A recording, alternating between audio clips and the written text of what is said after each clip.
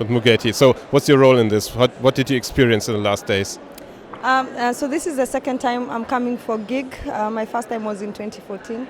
I know a good percentage of the people at the Global Innovation Gathering. Many of them are hub managers, my fellow hub managers across Africa and other emerging markets.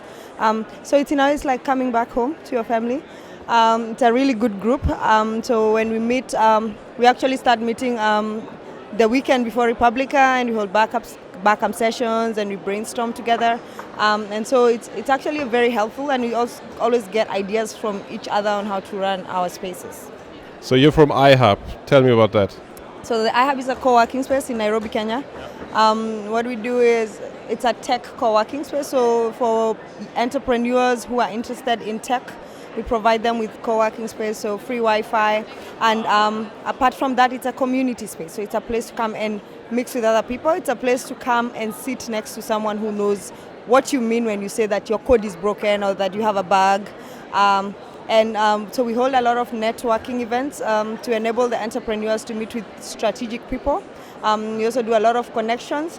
Apart from that, we have services like research with iHub Research, user experience. So we do user studies and user testing at the iHub UX Lab. And we also have iHub Consulting, where we gather members of our community into a pool and they get to work on large-scale software projects. So what are the challenges for entrepreneurs in Nairobi? I guess for a lot of them is that they're not entrepreneurs but innovators, and now they're trying to be entrepreneurs, so that's never easy. So what happens is now they have to learn how to be entrepreneurs. They have to put themselves out there and start marketing themselves and pitching themselves. It's not very easy for techies to do. I guess that's one of their main challenges. Funds are always a problem, especially when you're at the place where you need to grow. So sometimes accessing funds can be a bit of a challenge, but I guess with co-working spaces, it actually makes it easier for people to be able to get into the pipeline where they can access funding. So the main things that we deal with especially is entrepreneurship skills and trying to empower them with entrepreneurship skills. So we're standing in or next to the Makerspace. So what is this term maker? What does it?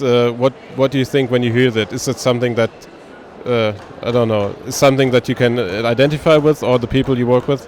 Yeah, because so when I hear maker, what I think of is hardware hacking or building things, Internet of Things, hardware innovation.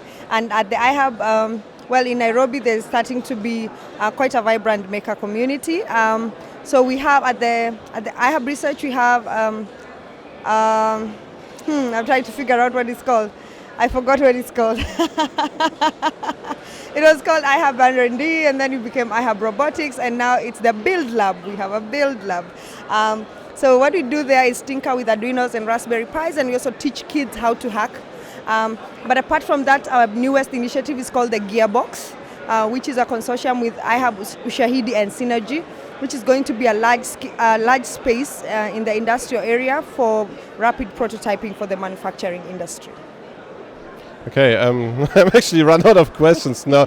But do you have an idea, if you see this now, how would you compare Nairobi to Berlin in that respect, if you have this insight? I think in Berlin I've seen that there's way more resources than we are working with.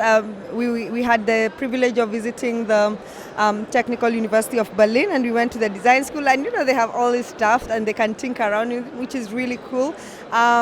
I guess there's also a lot of makers just within Berlin, even the ones that you have met over here, and they have access to 3D printers and all these things. Yes, I guess that is the main difference, because what we are trying to do there, many of the makers in Kenya are trying to do it with limited resources. But once the Gearbox space opens, some of them, they will be able to access it on a subscription basis, so you can register as a member and access all the equipment. And another thing you can do is get incubation at the Gearbox, so you can grow your hardware company. And what do you think, what is the role of education in this whole experience? So I don't know, what are we talking, elementary education or just tech education? No, basically, because I think it's sort of like the new literacy is sort of like to be able to work with technology and computers and everything. And I think that's a prerequisite for sort of like being able to have success in that area. Yeah, I guess so. I guess tech has gone mainstream, and now it's not just a department in a corporate organization, it's their corporate organization. It has also actually seen us changing how we even teach our kids. For example, in Kenya, and the government announced the one laptop per child project, and everyone started thinking education. So everyone is digitalizing education now. And so we have a couple of really cool projects that use mobile devices to teach kids. And in Ethiopia, we just came from a talk with Marcos Lema, where they're using they use tablets and they just give them to children who are not able to access schools, and they can learn independently. So yeah, I guess tech has gone mainstream. Last question, you're a self-described geek, so how geeky is Kenya? I don't know, maybe not Kenya as a whole, but in Nairobi, well, our community is quite big. So I guess there's a lot of geeks out there. So I have about a resident community of about 115, and then we have an online community of 16,000, so those are white members, and then on social media, the people we engage with, about 70,000. I guess we are geeky. Thank you so much. Thank you.